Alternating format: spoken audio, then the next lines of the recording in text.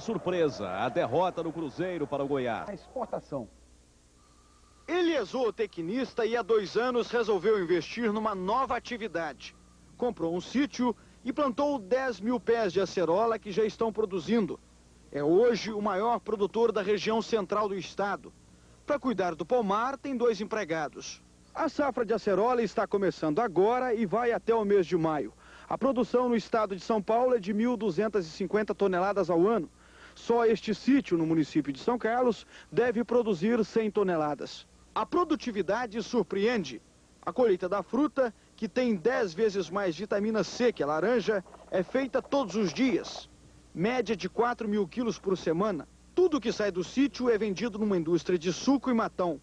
O preço de 55 centavos o quilo garante lucro de 100%. Hoje o negócio é bom. O sitiante faz planos e no ano que vem deve ser melhor. Visando uma agroindústria, nós devemos fazer polpa, colocando essa polpa no mercado interno e também visando o mercado externo. E o desemprego acelera a desindexação dos salários. O Diese divulga hoje pesquisa que mostra que das 39 negociações coletivas que foram feitas entre julho e setembro, 20 tiveram reajuste maior que a inflação. Outras 16 ficaram abaixo do INPC anual e 3 empataram. Um negócio diferente está atraindo quem procura novas formas de aplicar o dinheiro. Profissionais liberais, empresários, industriais, apesar de não entenderem nada de boi, estão comprando boi. E a empresa especialista em comprar, engordar e vender os animais para os investidores garante que o negócio é melhor do que aplicar no mercado financeiro. A empresa tem 32 fazendas de confinamento de boi nos estados de Mato Grosso, Goiás e São Paulo. Esta é uma delas. Fica em Itapetininga, a 73 quilômetros de São Paulo. Numa área de 150 hectares, são engordados na entre-safra 5 mil bois. A fazenda é considerada modelo. Tem fábrica própria de ração que produz 70 toneladas por dia. E uma central de maturação de carnes selecionadas, tipo exportação. O empresário Paulo Roberto de Andrade é um dos donos das fazendas, mas não é o rei de todo o gado. Há 9 anos, o empresário teve uma ideia ousada que poucos agropecuaristas acreditavam na época. Ele resolveu abrir as porteiras da fazenda para receber qualquer pessoa como sócia, mesmo aquela que não entende nada sobre pecuária. Ele montou o Clube do Investimento, uma espécie de poupança em boi. A pessoa aplica dinheiro em cabeças de gado, mas quem cuida do rebanho é o próprio empresário. O negócio deu tão certo que hoje já são 8.100 sócios e um rebanho de 92 mil cabeças. O candidato a sócio entra com o dinheiro e a empresa se encarrega da compra, engorda e venda dos bois. O negócio pode ser feito à vista, na compra de um lote fechado com 30 cabeças, ou parcelado, a partir da compra de um boi por mês. O tempo de engorda é de 18 meses. Depois, o animal vai para o abate e o novo pecuarista tem então o retorno, que segundo a empresa é maior do que o rendimento mensal da caderneta de poupança. Existe risco nesse investimento? Não, não existe. Desde que a empresa que faça esse tipo de trabalho seja uma empresa séria e que compre o gado e coloque o gado no campo, não tem risco nenhum. Qual que é o outro investimento melhor que o boi hoje? Gostaria que você me falasse, eu não conheço. Tá vendo, Renato? Ele disse que não tem risco nenhum. Boi, para mim, é na mesa, no prato. E você, quer investir nisso aí não? Quem sabe, Renato, o rei do gado, hein? Estou longe disso. Eu nunca investi nada, porque nunca sobrou nada, na verdade, porque eu sou um consumidor. Agora, a Leilane estava me dizendo aqui do lado que sonha em investir no boi e nas vacas, porque ela achou os bois e as vaquinhas muito bonitas. Então, ela está com vontade de entrar nesse negócio. Ela está emocionada, está emocionada. Transferir servidores, o Globo, militares vão ajudar no combate ao narcotráfico. Jornal do Brasil, debate e reinicia campanha no Rio. Diário de Pernambuco, começa hoje inscrição para casa própria. 0 hora de Porto Alegre, mensalidades escolares serão liberadas no ano que vem. Estado de São Paulo, preço ainda é fator que decide compra. Gazeta Mercantil, Bamirindos sob pressão para reestruturar-se. Folha de São Paulo, turismo dá prejuízo de 2,5 bilhões de dólares ao país este ano. E depois de uma semana inteira operando em baixa, a Bolsa de Tóquio se recupera e fecha em alta. Mas lento. Na abertura do mercado europeu, alta de 0,13% na Bolsa de Frankfurt. Provão. Um nome feio para um teste que, na verdade, pode mudar para melhor a qualidade do ensino universitário. Mas nem todo mundo concorda. Muitos acham que as universidades vão acabar preparando só para o provão, como os cursinhos pré-vestibulares. Vamos voltar a São Paulo com o Chico Pinheiro. Ele recebe em nosso estúdio o ministro da Educação, Paulo Renato. Chico. Ministro, o provão, agora dia 10, é engenharia... Engenharia Civil, Direito e Administração já fazem a prova esse ano. No ano que vem se incorporam outras carreiras, odontologia, medicina veterinária e engenharia química. Bom, todo o país, né? Todo o país, todas as faculdades. Agora, o aluno que não fizer o provão, não fizer essa prova, ele não recebe o diploma? Ele não recebe o diploma. Está previsto em lei? Está previsto em lei, a lei foi aprovada no ano passado, em novembro do ano passado. O resultado, entretanto, não condiciona o diploma, ou seja, mesmo o aluno que sair mal na prova, ele terá o diploma porque ele cumpriu todas as normas da faculdade. O exame não é para avaliar o aluno, o exame é para avaliar a faculdade. Então, nós não vamos divulgar a nota do aluno, nós vamos apenas divulgar as notas do conjunto de alunos de uma faculdade. Você vai mostrar se a faculdade presta ou não. Exatamente, mas o objetivo não é uma divulgação simplesmente do resultado da faculdade. O objetivo que nós temos é uma avaliação mais completa do sistema universitário brasileiro, para que, em primeiro lugar, as próprias faculdades possam reagir e possam tratar de melhorar os seus cursos para que mostrem um desempenho melhor nos anos seguintes. Agora, se persistir a má avaliação, que não é só o exame, a avaliação vai contemplar muitos outros aspectos da vida universitária, se persistir a avaliação ao longo dos anos, não restará outro remédio senão fechar a faculdade. Ministra Leilane, tem uma pergunta também, Leilane? Eu queria só confirmar com o senhor, os alunos vão saber as suas notas, eles vão receber as suas notas, não vão? Exatamente, os alunos vão particularmente na sua residência, receberão um certificado com a sua nota. Pois é, não corre o risco de um futuro empregador, por exemplo, pedir a esse aluno esse documento de qual foi a sua nota para decidir se ele é ou não um bom futuro empregado? Eliane, o mercado de trabalho hoje é bastante mais sofisticado do que isso. Hoje, no Brasil, sequer se pede a nota da faculdade, ou seja, ninguém pede no Brasil o histórico escolar, o que é prática em outros países. Mas ninguém decide só com base nas notas, nem em nenhum lugar, não é? Sempre há as entrevistas, o estágio, se faz um estágio de 2, 3 meses com o candidato. Ou seja, eu não acredito que nenhum empregador vá basear a sua decisão de empregar ou não a pessoa baseado apenas na nota de um exame, que nós sabemos que um exame pode não avaliar o aluno. O aluno naquele dia pode estar mal, ele pode sair mal porque estava num mau dia. Portanto, uma prova não vai avaliar o aluno, mas o conjunto de provas é um bom indicador do que a faculdade conseguiu ensinar. Ministro, agora de Brasília, o Carlos Monforte. Fala, Monforte. Bom, ministro, na sua cabeça, está sendo dada a partida agora, então eu gostaria de saber se, na sua cabeça, quando é que vai ter o primeiro resultado desse exame? E também o que pode mudar na universidade de acordo com o resultado desse exame? Bem, eu acho que o primeiro resultado nós devemos ter em torno do final de mês de fevereiro, é o que nós esperamos ter o resultado já pronto para, junto com outros indicadores, poder ser divulgado. Eu acho que, Monforte, já está mudando. O fato só de nós termos colocado a avaliação como uma questão importante que vamos fazer através de um exame e que não estamos recuando nesse desejo, nessa vontade de avaliar as faculdades, isso tem mudado já bastante as faculdades. Nós temos muitas faculdades que estão preocupadas, que pela primeira vez estão reunindo os alunos para discutir o curso. Tem faculdade, inclusive, dando uma aula de reforço, coisa que eu me pergunto por que não davam aula antes, não é? Se acham que os alunos estão deficientes em algumas matérias. Ministro, agora sou eu que vou fazer uma pergunta para o senhor aqui do Rio. Ministro, sobre a gestão das universidades, o senhor é contra a privatização do ensino universitário. Por quê? Porque a universidade pública é importante. É importante que ela mantenha o seu caráter público. Gratuito, ministro? Olha, a Constituição diz que é gratuito e eu acho que nesse momento o que nós temos que discutir é o problema da eficiência no uso dos recursos, né? Eu acho que há bastante desperdício de recursos, ou seja, não no sentido que se jogue fora, mas as próprias regras do serviço público acabaram impondo tais restrições à universidade, que a universidade absorve muitos recursos, mas tem muito pouca flexibilidade de uso do recurso. Então, o primeiro objetivo que nós temos que buscar é buscar a maior eficiência no uso do recurso, porque o recurso é público. As pessoas dizem, a universidade é gratuita, ela não é gratuita, alguém paga por ela. Não é o usuário que está pagando, não é o aluno que está pagando, mas a população está pagando por ela. Portanto, é nesse importante... sentido que o Renato perguntou, você está dizendo que... Então, eu acho que é importante manter o caráter público, porque nós não vamos apenas com mensalidade financiar um ensino de qualidade, principalmente a pesquisa de qualidade.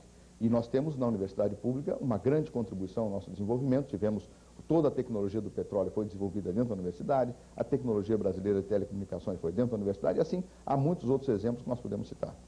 Ministro, muito obrigado pela sua presença e seus esclarecimentos aqui no Bom Dia Brasil. Vamos esperar o Provão, ver a polêmica, como é que vai ficar. Muito obrigado. Bom dia. Bom dia. Bom, eu volto com o Renato. Com você, né, Renato?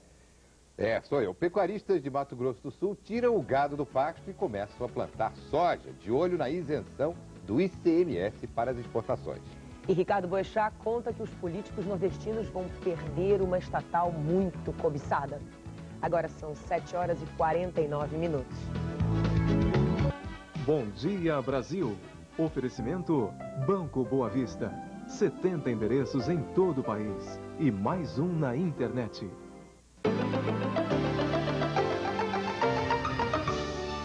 A chama que acende em milhões de lares brasileiros é nacional. Nacional Gás Butano. Calor humano em tudo que faz. A feira de imóveis mais esperada de São Paulo está aqui, no Casa Imóvel. São 40 dos melhores fabricantes, gente que garante preço e entrega. Feira de imóveis do Casa Imóvel, Rua Teodoro Sampaio, 1400, com estacionamento, hein?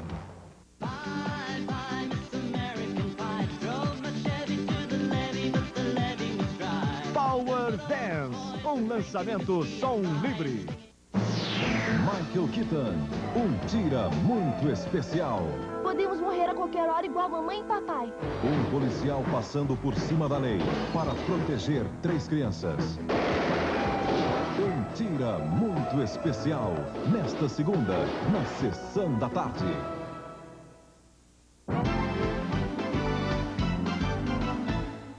Vai acabar uma estatal que já foi a alegria dos políticos do Nordeste.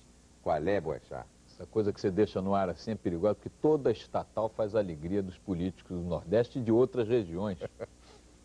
Uma nota fúnebre.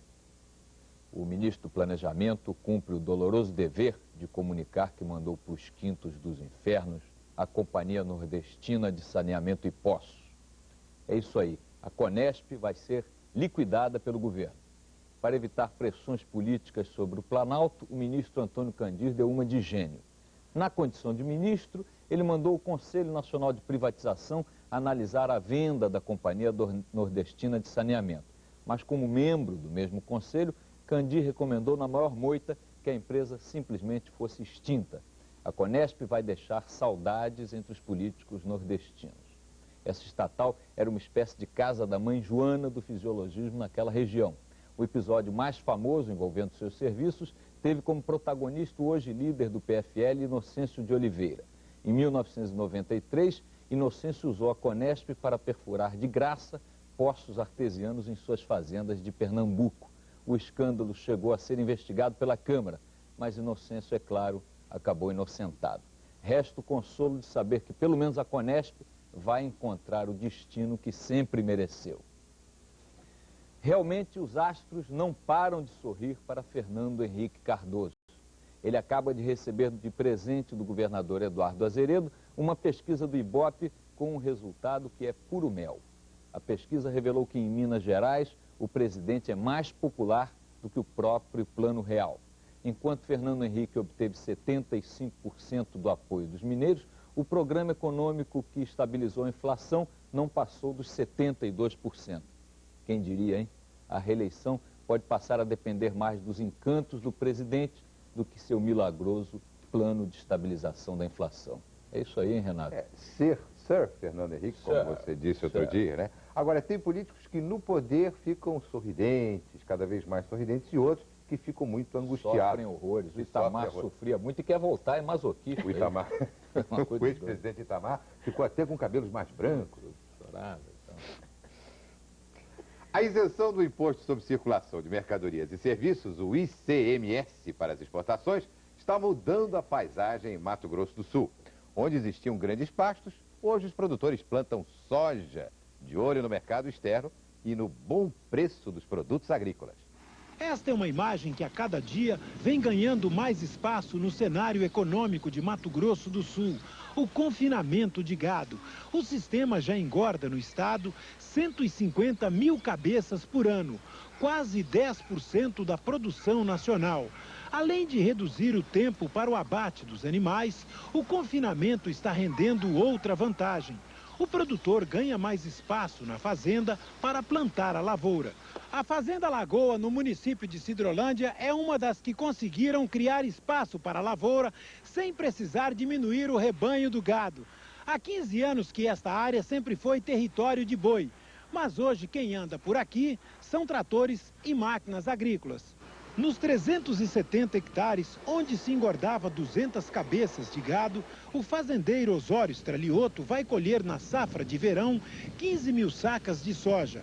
Pelas contas de seu Stralioto, essa produção vai dar um lucro 2 vezes maior que o da pecuária. Se não tivermos problema de chuva, teremos nesta área um lucro de R$21 mil com a soja. Se fosse com o boi, no máximo 10 mil.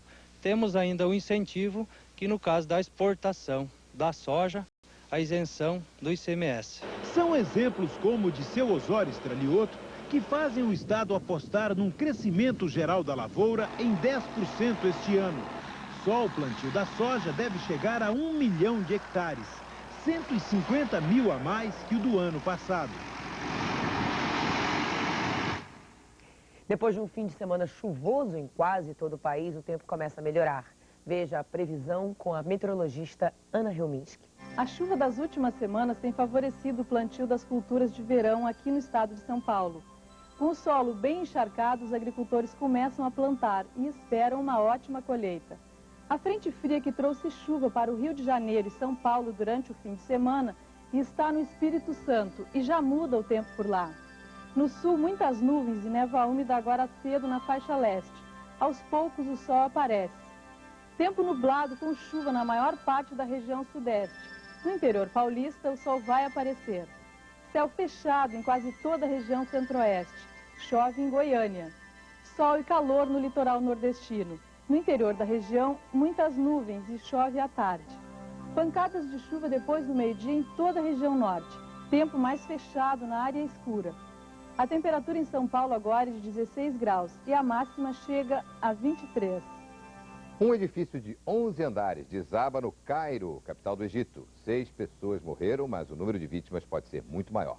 Mais de 100 pessoas estão desaparecidas. As equipes de resgate afirmam que durante a madrugada ouviram vozes entre os escombros. Agora há pouco, 3 pessoas foram resgatadas com vida. O prédio ficava a 2 quadras da casa do presidente Hosni Mubarak. Ainda não se sabe o que provocou o desabamento. E vamos aos destaques desta segunda-feira nos principais jornais da Europa. No Herald Tribune, na Europa, a vitória dos Yankees, campeões no principal torneio de beisebol americano, World Series. Financial Times, em Londres, trabalhistas podem atrasar a adesão da Grã-Bretanha à União Monetária Europeia. The Times, escolas querem apoio dos pais para aumentar o rigor da disciplina. O mesmo assunto é manchete no Independent. Professores exigem das crianças mais disciplina. Le Monde, em Paris, a comunidade internacional tenta evitar um banho de sangue no Zaire. O New York Times, deste domingo, divulgou o apoio à reeleição do presidente Bill Clinton nos Estados Unidos. Num longo editorial, o jornal pediu continuidade de trabalho e afirmou que Clinton é o candidato da esperança e do progresso. O New York Times elogiou as políticas econômica, fiscal e de meio ambiente de Clinton. E sobre política externa, o jornal admitiu que o presidente estava vacilante no início do mandato, mas agora havia se afirmado como líder mundial. As eleições americanas acontecem no dia 5 de novembro. O novo ministro da Segurança da Rússia, Ivan Rybkin, se encontra pela primeira vez com os separatistas da Chechênia. Rybkin quis garantir o cumprimento do processo de paz criado por Alexander Lebed, demitido pelo presidente Boris Yeltsin por não saber trabalhar em conjunto com o governo. A guerra separatista já matou milhares de pessoas na Chechênia. Para garantir a paz, os russos retiraram os soldados da região, mas avisaram que a independência só seria discutida novamente daqui a 5 anos. O ministro da Segurança de Yeltsin, Ivan Rybkin, fez questão de dizer que vai continuar o processo de paz. O Papa João Paulo II celebrou no domingo a primeira missa desde que se submeteu a uma cirurgia para retirar o apêndice no último dia 8.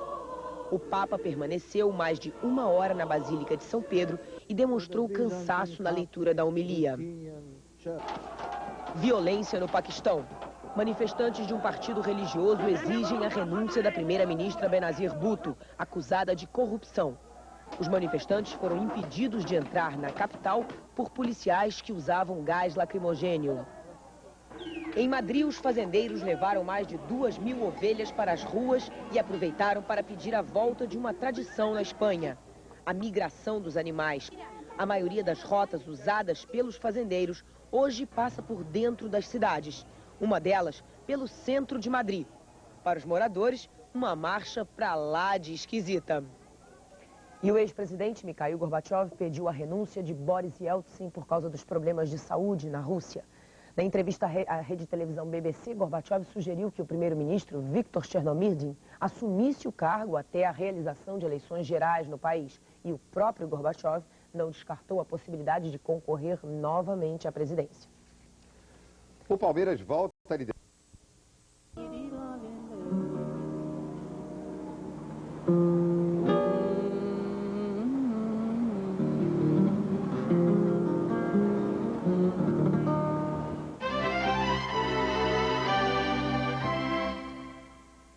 Meu estilo ao seu, Valença. Nenhuma. A moda quem faz sou eu. Eu faço a minha moda. A serpente está na terra e o programa está no ar. Até colírio, óculos escuros. Roupa de show, aí sim. Porque quando eu vou fazer um show, eu tenho sempre uma roupa para aquele show. Então eu posso passar 2 anos fazendo o show, vai ser aquela roupa. Nem samba canção, nem cueca frevo, porque eu quase sempre não uso cuecas. Eu tenho um brinco imaginário. O brinco aqui na minha orelha é imaginário. Certo. Nenhuma outra joia, nem bijuteria? Tem um Rolex aqui imaginário também. Tá vendo? Que horas são? Sapato. Quer ver meu sapato também? Esse sapato não é meu não, foi um roubo. Esse sapato apareceu lá em casa, que um amigo meu chegou e deixou esse sapato. Viajou, deixou, aí eu peguei e me apossei do sapato. Sapato de pedinho. Sem meia porque tá faltando que alguém passe lá em casa e deixe um par de meia para poder eu botar. Andar nas ruas do Rio de Janeiro, de dezembro a abril. A todo mundo dou psil quando vou passando. Alô, psil.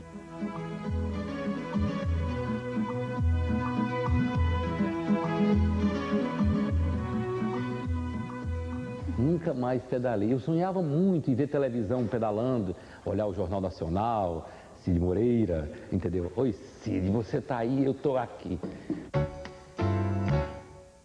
Conversar é o melhor programa que existe no mundo, bater papo. Bater papo, todo papo eu acho importante, todo papo para mim tem filosofia.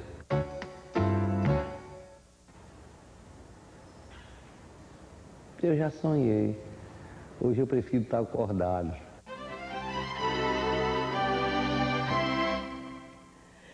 E amanhã, abra o olho com a propaganda de alguns cosméticos. O anúncio pode estar maquiando outros interesses. Sandra Passarinho.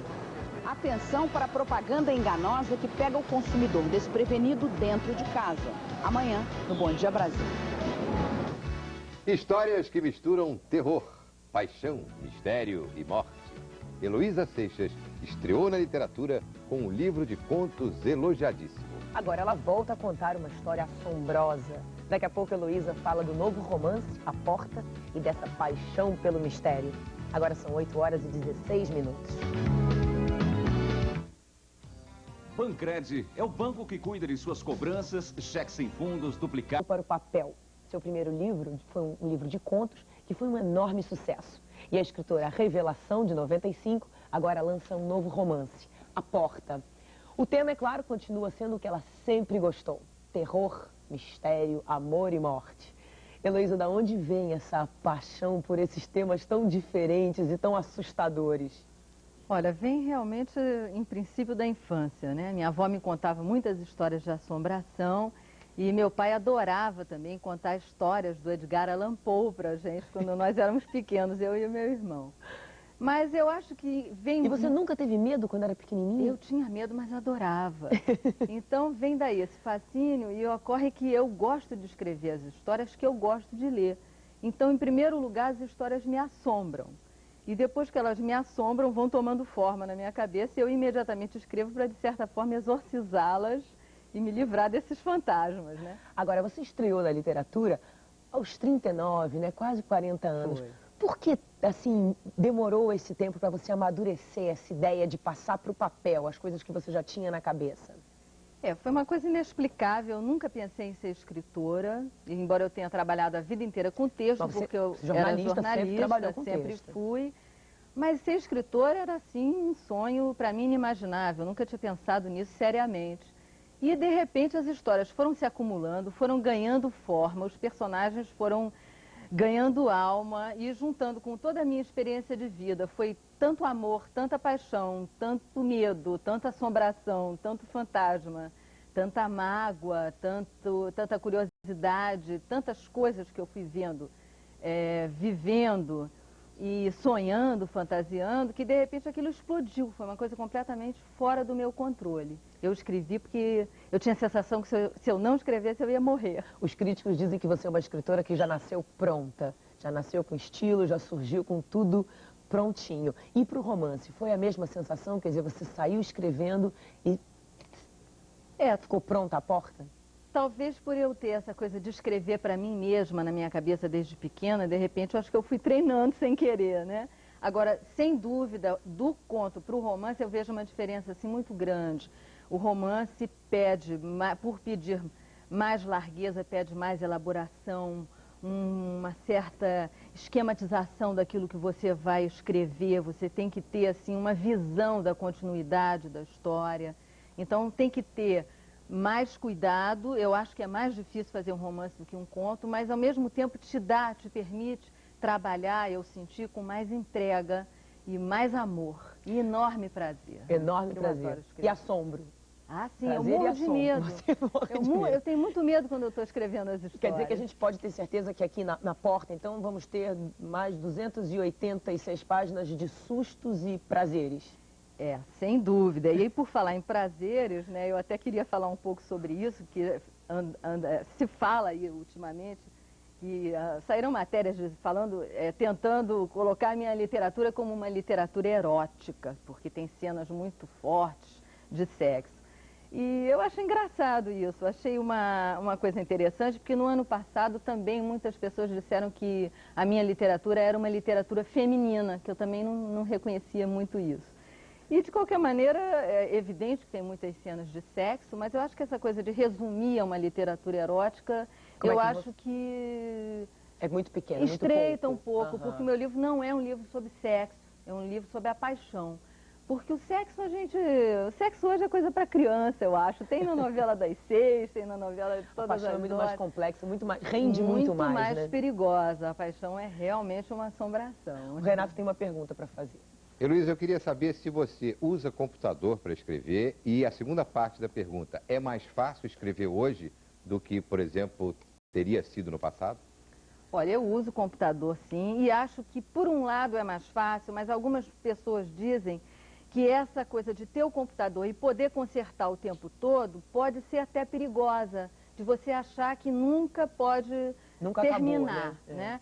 Eu, pessoalmente, não funciono muito assim. Eu não gosto de repassar muito. Eu dou uma lida, mas eu acho que vou direto. Agora eu queria, para encerrar, perguntar para você como é que você lida com o seu crítico mais próximo.